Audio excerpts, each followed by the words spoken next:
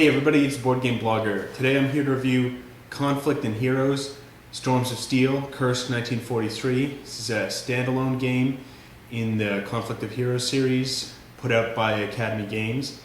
It's a great sort of squad level battle simulation, and this is a great, fantastic game. Well produced components, everything. It's more advanced than the Command and Colors series, but I think if you're tired of, worn out of Memoir 44, you've kind of played that out, and it's time to advance. You don't want to go all the way to ASL or anything. I think this is a great next step. It's really well produced. The rule book is well written. Just a great game that I can't recommend highly enough. Here we go with the got the rule book here. Beautiful colored rule book. It's well laid out. It's got this kind of like dossier look here. You can check by the sections. It talks about card play, unit play. Great index at the back of the booklet, just to clarify everything. Things are well laid out. There's kind of it'll explain some kind of section like line of sight or flanking or hidden movement. That's what's kind of neat in this game. You've got hidden units which you mark secretly on, and snipers can be hidden and still attacking, which is a very neat feature, I think.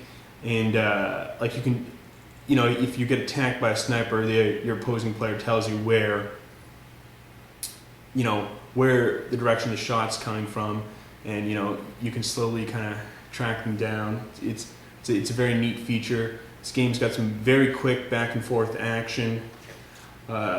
You've got these great two-sided player aids, have basic values for how to do combat, the defensive value of the different terrain, and then you've got the firefight booklet. It's got some brief historical background on the Battle of Kursk, and then the different scenarios to play.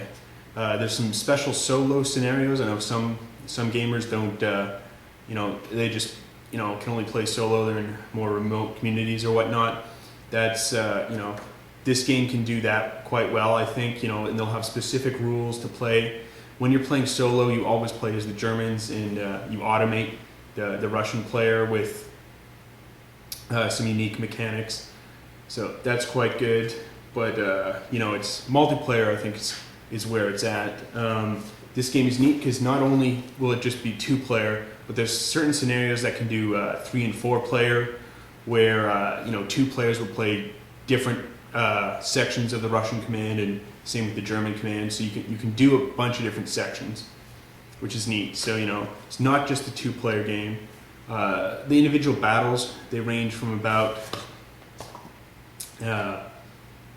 1 hour for the very short ones once you know the rules. The larger battles can go up to 3.5. It's going to take a while to get through the rules, but I think once somebody knows them, it's relatively easy to explain to the next people. There's some definite unique things in the rule book, and this is much more advanced than any other battle game I've ever played. Usually I do more sort of strategic level games, but this is the most complex squad level game I've ever played. But I think it's great. Just well produced. You've got wooden maps. Cardboard maps. What am I saying? Wooden. They're cardboard.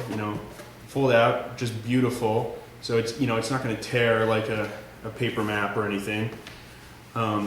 Everything fits in the box well. I was afraid when I punched all the counters out, it's tough to fit back into the box. But if you get some Ziploc bags, punch a small hole in there to let the air out, and it works just fine. There's some cards that can affect the play of the battle in the later scenarios, and they're well produced, high quality cards. Color photographs from the war on them as examples, and just really neat system. I'm going to do a pretty detailed, kind of like a 20-25 minute playthrough on how to play the game, give people a feel for it. But I think it's a fantastic game. The only problem I have with the Rulebook series is, if you've seen some of my videos before, you know I love extended examples of play. You know, going through a round or two. And the Rulebook and the firefight scenarios don't actually have that. That would be my one knock on the Rulebook. That's otherwise very well done, and they do give an example for each, you know, individual thing. You know, if they're talking about blind spots, talking about, you know, wheeled movement for the tanks, mortar fire. You know, they'll explain the rule and then they give an example there. I would have liked an extended example of play, you know, of one of the larger battles. You know, give a round or two of how to play. Would have been nice. But components-wise, it's great. It's very fast, and I think it doesn't have the problems that you know, Command and Colors type of game would have, like Memoir 44, where, you know, you just can't do anything if you're stuck with, you know, all cards on your right flank. Here, you know, all your units are going to move each round normally. And, you know, standard game is they'll always have 7 action points. There's some variables where you can roll 2 dice each turn to change the, you know, each time you activate a unit, you'll find out how many action points it has then. The rounds are it's all sort of 5-round battles, and it's really a fantastic game. It plays quick, very action paced. There's still a lot of strategy, but it's not too difficult to get into. And in fact, the Rulebook steps it up incrementally, so you can play the first firefight with just basic rules with just the infantry, no card additions or anything, and it can slowly ease you in within. Okay, now let's do this firefight where, you know, you've got artillery and you've got cards, and slowly, you know, adds in elevated terrain and adds in these factors. So it's a good, easy to learn game, and it's fantastic. I can't recommend it highly enough. It's Conflict of Heroes, Kursk, 1943. Now, we'll zoom in, we'll do an example of play. I'm going to break up it into 2. One is I'll just do a basic scenario, show you how it works, and then the other one I will be marking. You have these separate player track sheets where you're tracking your command points and your action points. And yeah, hope you guys enjoy it. So if you don't actually want to watch the rest of the review, you know, because it's just very detailed example, you just wanted to hear my thoughts on the game, you know, you can just cut off the video right now. Okay, here's the very first firefight in Storms of Steel, Kursk, 1943. I'm going to play through it here solo so you can see how it plays out. There's some special rules for solitaire play, which kind of make it less realistic. The Soviet player is supposed to just stay tight and shoot when able. These are the Soviets here in the light brown, and then you've got the German player in the cornfields there. Now we can zoom in on the German piece. You can see that it is it's actually quite a big piece. Now the number in the top left, that is the action points required to fire. Top right is the action points required to move. The bottom left numbers are its attack value.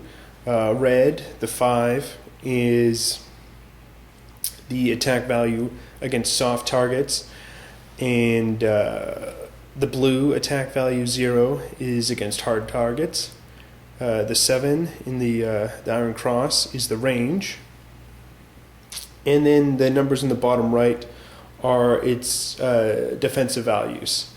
The bottom number is if it's attacked from the front, and the higher 11 is the value that it has if it's attacked from the flank.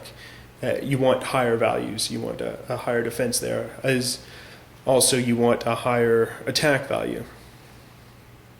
So the way this plays out is you'll have an active unit, and I'll zoom out here. Now, the scenario says to start here, you have the German player has the initiative. However, it's not quite true for the solitaire rules, so we'll just go with that, where it says to always roll to see who has the initiative. So we'll roll here, and we've got one that's the Soviet player with the initiative. So as the Soviet player, I'll activate this guy. Now, this scenario takes place in May. So even though these German players are in the corn has not yet grown tall enough to actually block line of sight. So this Soviet, you can see here, he's got a 9 range, costs 4 action points to attack, and hit value of 3. He's got to have a minimum range. That's what the 3 in white block is. So goes here. He's got a line of sight on this guy, and we'll have him attack. The Soviet player always has 7 action points in this scenario, and as we saw, it takes 4 to attack. So we mark down on our action points from 7, we go down to 3, and we'll roll and see. The Soviet player has 4 command points, which can be used for various things. The rules on the solitaire plays, we'll roll the dice and see if we use it to increase his firepower or not. We got a 5, so that is not an increase in the firepower. He will not use that to cap a command action point to increase his firepower. We now roll both dice. We got a total of 3. We add that to his firepower of 3 is 6. It's less than the German defensive player, and there is no hit. Now the German player, he'll roll 2 dice to see how many action points he has. He selects who he's going to activate, and he'll roll. So we'll activate this guy. Trying to counter. He rolls.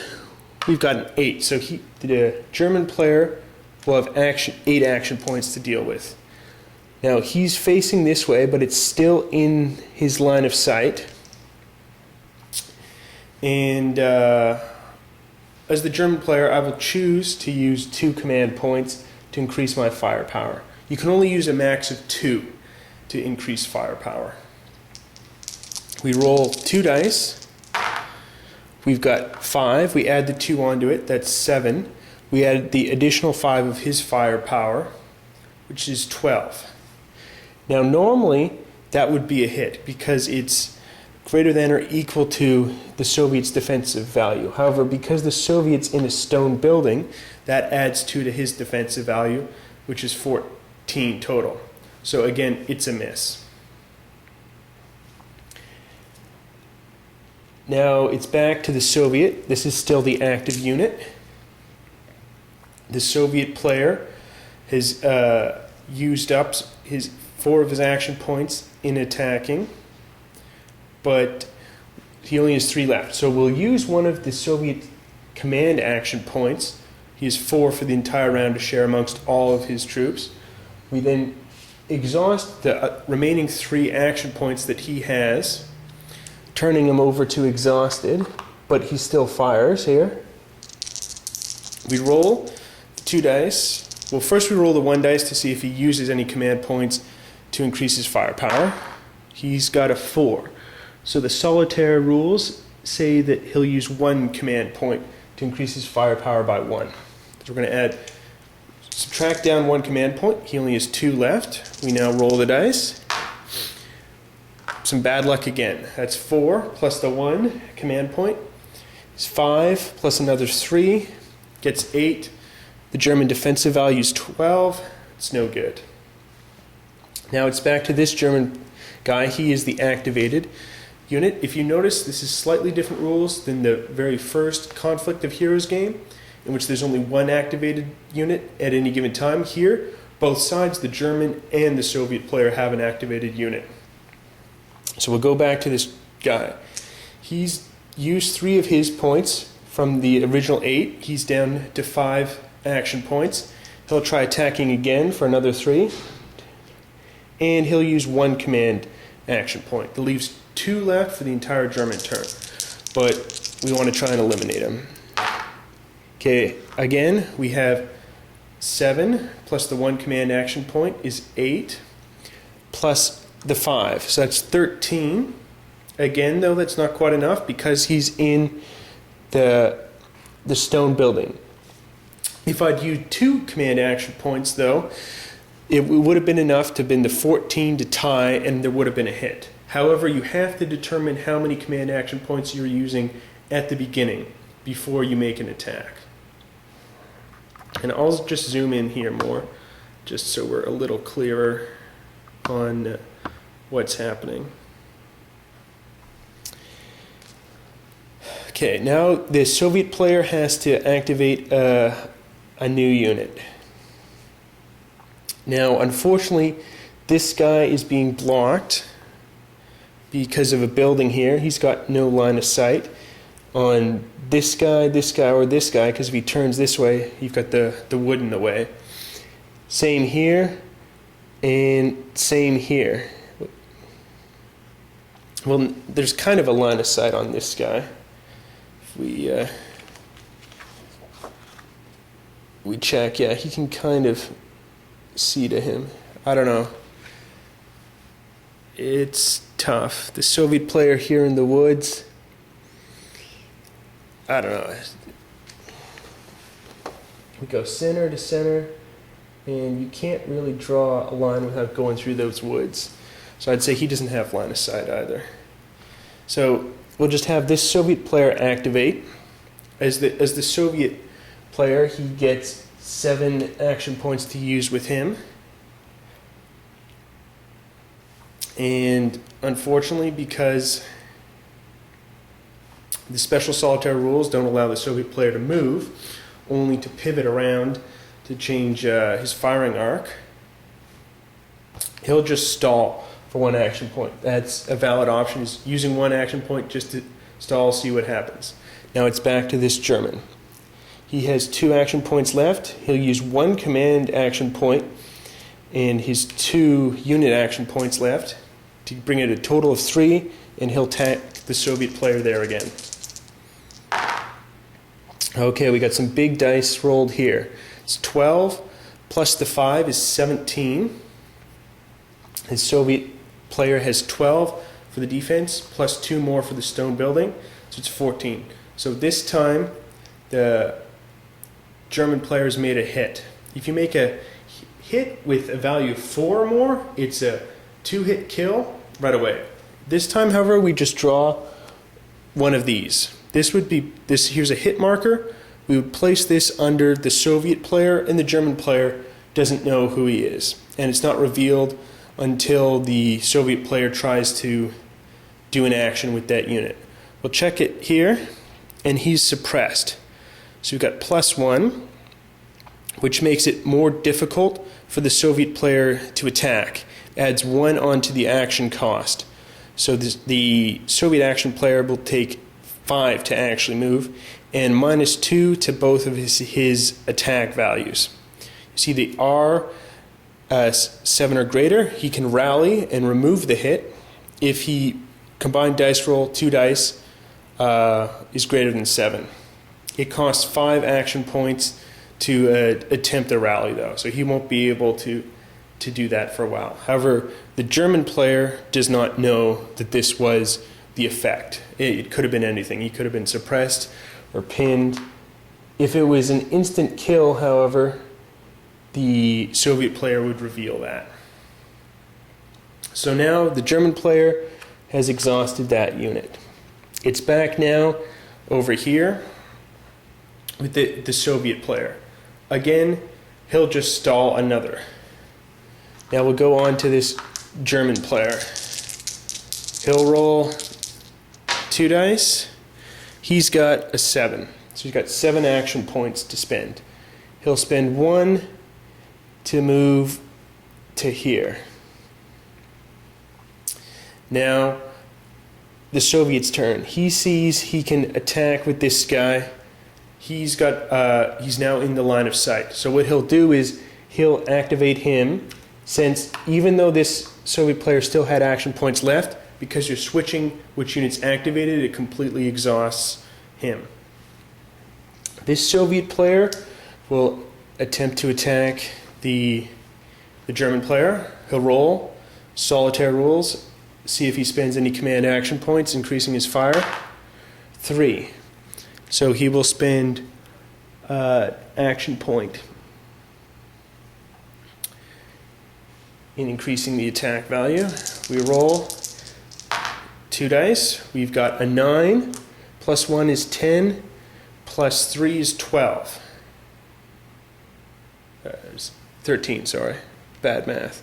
So it's 9 here, plus the 1 is 10, plus his 3 attack value, puts it on 12. 13, which is greater than the German players. The German players hit, he draws, and he is stunned. However, that attack cost the Soviet player 4 action points, leaving him with just 3 left. Because he's only got 7, he can't perform another attack without using 7. Back now to the German player. He'll spend 5 action points, putting him down to just 2 remaining, since he started with 8, used 1 to move, and now 5 to attempt a rally. He rolls. He's got 9. He only needed 7 or more to rally. He's rallied. The hit goes away. Since the hit wasn't a direct hit or anything, it was just enough to stun him. Back now to the Soviet player. Soviet player will use his last command action point remaining amongst all his units and attempt an attack here on the German player again. So he used his last command action point for 1, and then the 3 remaining on the unit to give him the 4 to attack.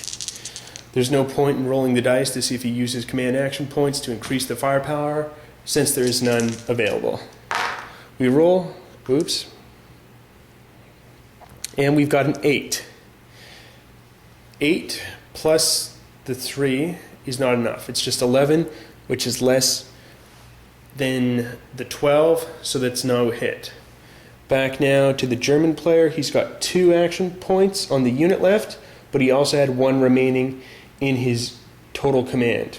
So he'll use that last one. And he'll attempt to attack the Soviet player. 2, absolutely pitiful. Total of 7, nothing happens. He's exhausted, and he's exhausted. Back now to the Soviet player. He'll activate this guy. Can't do much, just stalls. Now, in a 2-player game or something, the Soviet player could be, moving around. Though these are command control hexes worth victory points for the when the game ends here. If you can see the control marker, but he'll just stall for 1 action point. Now over to the German player. He'll roll, see how many action points he can use for that unit. He's got 8. So he will move 1 to there. Russian player stalls again, costing an action point. The German player will move up here into the same square. Now, this can be dangerous if he's being fired upon, because if the Soviet player attacks, he gets to attack both those units in that square. That's another action point. Now it's over to the Soviet player. He simply stalls again.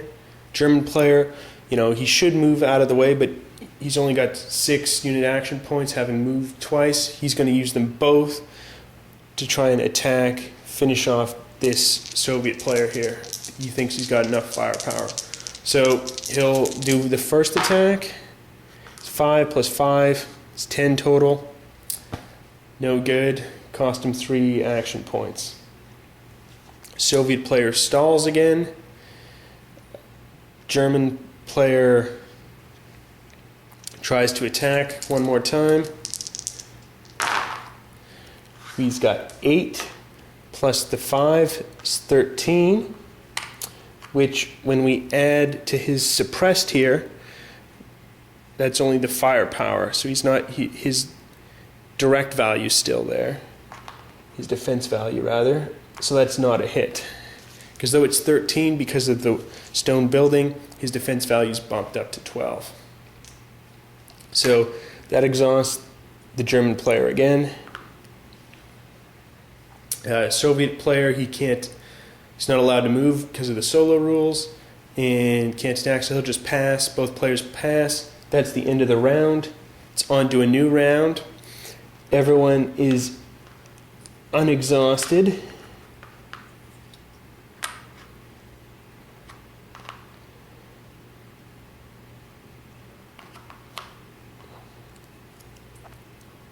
And the command action points for both players are filled up. In this scenario, it's 5 for the Germans, 4 for the Russians.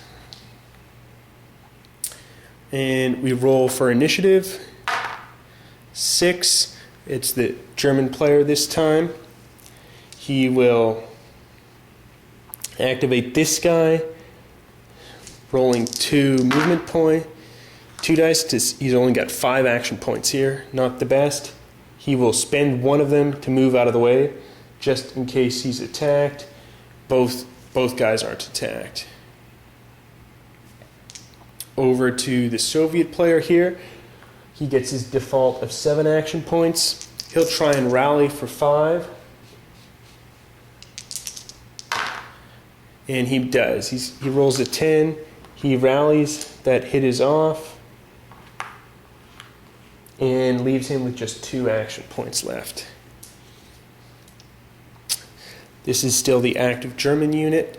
He will now try and fire on the Soviet player. He'll use 2 command action points to increase his firepower by 2. Roll the dice. We've got 8. You add 2. That is 12. That's 10, rather. Plus the 5 on the default on the Panzer Grenadier, which is 15 total. Defensive value is 12 plus 2 for the wooden building. Makes it a hit. We draw a random hit. And he's simply unnerved. So we'll put that on the unit here. Gotta check the rulebook what unnerved is, if there's anything unique or special. So no stats are affected at all. As we can tell here, I had to just double check. We don't see anything affecting any of the units. So he's simply unnerved. So the only reason you'd want to rally would be to get that hit off, because if you take 2 hits, the unit's destroyed.